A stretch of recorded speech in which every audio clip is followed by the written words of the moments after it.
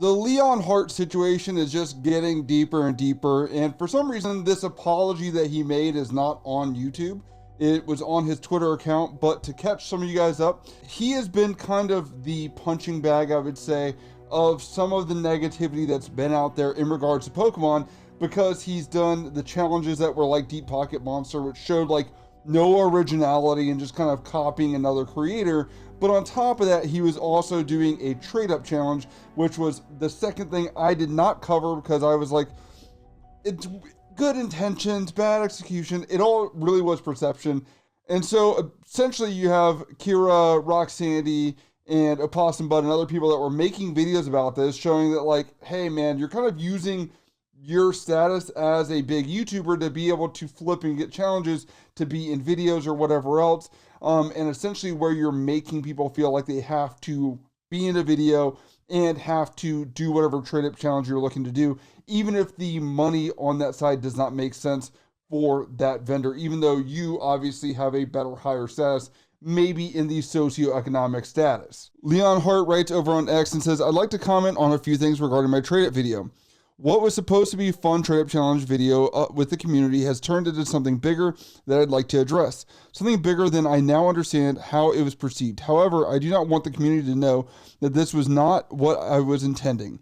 I've never done a trade-up challenge before, but got excited when the community recommended I try one out. The video is supposed to be about the amazing people you meet along the way of your trading journey and how we work together to see how far we can go. But there are some ways that he does provide that fun. Like there is a viewer or subscriber of his channel that does trade with him, which some people are saying he took advantage of that. Like, I think the community, us, don't give me a hug, that's disgusting. But I will say, us as a community have pretty much said, like,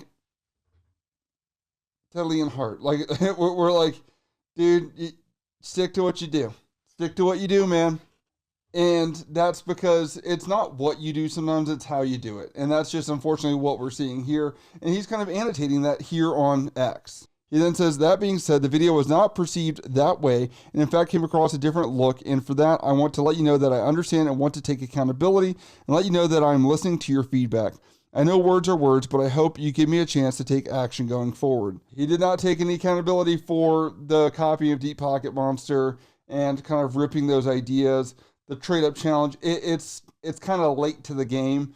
And to be honest, there are a lot of vendors that are selling Pokemon cards that are saying, like, I won't do trade-up challenges because that means that then everyone's trying to do it and I'm not making money. They're paying money to be there at the table. And so I think a lot of people, where it was a cool idea at first, it's just been overblown. And Leon Hart, I'm surprised, is sitting here trying to say, that's a good idea, when he has seen these videos made before and he was just given feedback only a prior video to this that he was copying somebody else. And I don't want to say that these are very original ideas and no one else could ever do them. It's just like you see waves and trends within Pokemon or any community where you're a little late adaptation to the game is a little difficult. For example, doing the vendor POV right now might be a little bit late to the game. It's probably at its peak right now, and you'll see a lot of people fall off as the views are going to dry up and people get bored with that content. He says, making sure that anyone I spoke to at the show was comfortable was a priority. I made sure to continuously mention that there was no pressure to trade and this was for fun.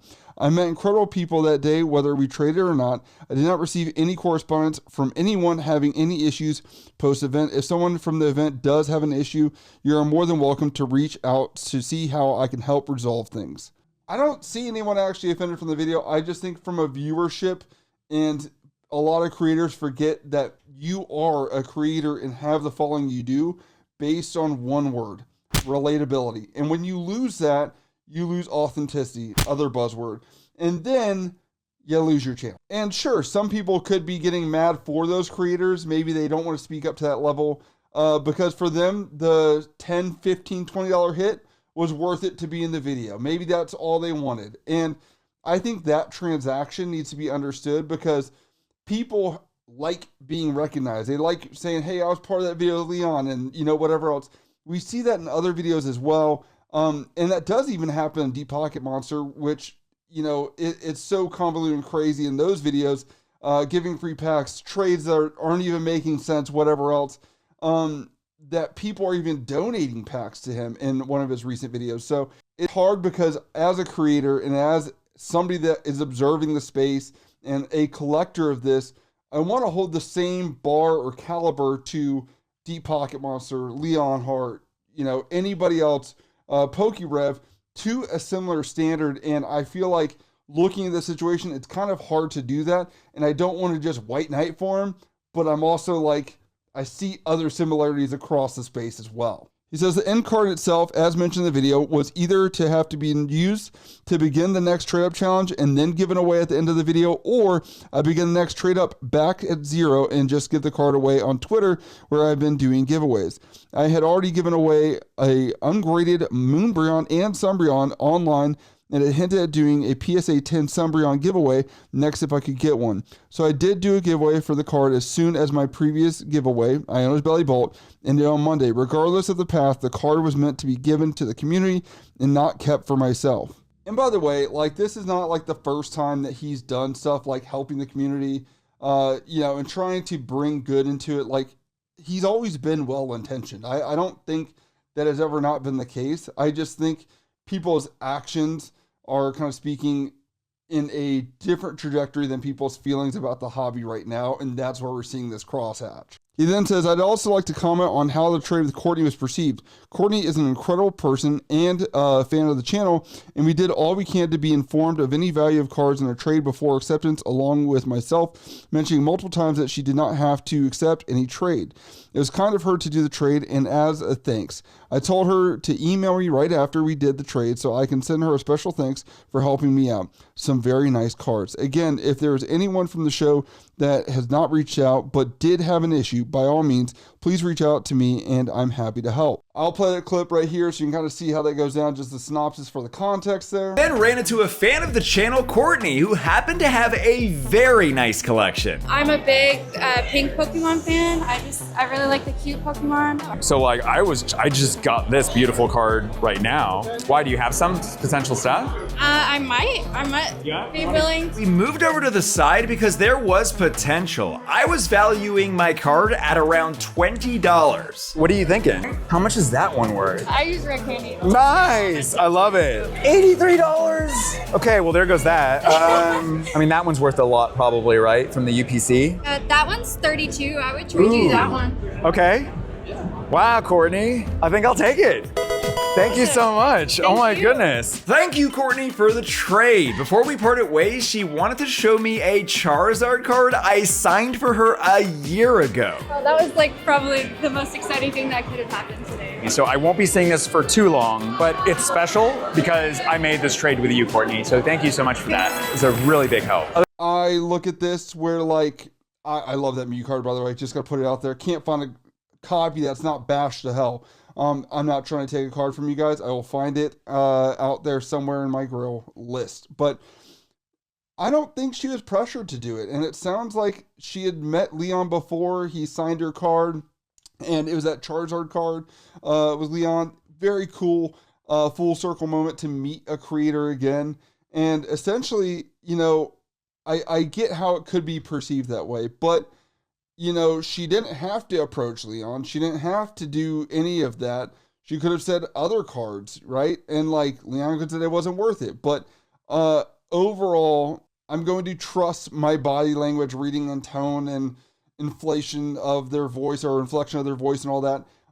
That I believe she genuinely wanted to do that trade. And, we're in the world where, like, if any of these creators were upset about Leon Hart doing any of this, I'm telling you, it would have blown up. It would have been on Instagram, Reddit, all these other places if they did have issues. And so while I like to make issues of things that I think are pertinent, and this could be perceived this way, it would be an easy blow to Leon Hart to kind of knock him down a rung and be like, you're a dummy for doing this.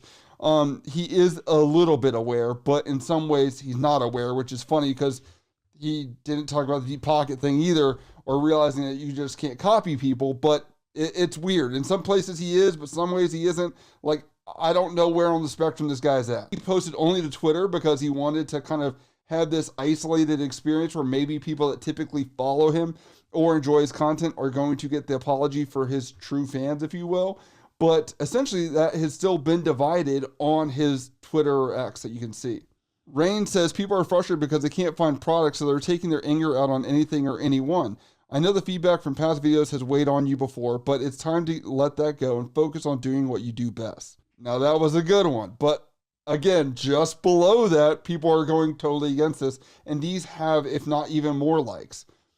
Air Purdy says your celebrity status quotations is the only reason you were able to pull off those trades. I know for a fact those vendors don't do trade-ups or deals like that. It gives unrealistic expectations to your viewers and a stamp of approval to those vendors. And this guy Dave says, TLDR, none of this would be written if I didn't get backlash, and I'm only saying this because I am. I don't actually think the way I acted was wrong, evidenced by the fact I acted that way to begin with. Cringe. I feel like there is so much evidence supporting either side of this that... You know, I look back at the Leon Hart I knew during the last boom when I was watching his content. And, you know, he was tailoring to a younger audience, but I did like seeing vintage packs opened. I did like reliving that nostalgia. And I see a different person, as I mentioned in yesterday's video, just briefly. It wasn't about Leon Hart, but Leon came up with just like a small fragment where I don't see that same passion from Leon Hart that I did back then. Back then, I felt like the energy and the spirit of Leon Hart has just not been the same. And I said in yesterday's video, I don't know if he's just not into Pokemon anymore. I don't know if that flame is burnt out where it's no longer fun for him. And this is just like a job and no longer a hobby per se. And so if that's the case, I know there's stuff going behind closed doors that people don't always understand in content creation. Hence why you see that behind me. I can't talk about why I have that and I'm on this channel making it. I don't say that to just always highlight at that, but it's like, it's really tough what goes behind closed doors. And there's pain. There's a lot of it. And sometimes doing YouTube is a coping mechanism of it and can be an escapism. And maybe Pokemon and YouTube are not his escapisms anymore. And you know, time to take a break, take a step back. But you know, that's just kind of my thoughts on the Leon Hart situation. I think that maybe take a step back would be the appropriate answer. But do you see the same thing I'm seeing, or am I just kind of like reading too much into this because I just feel that way?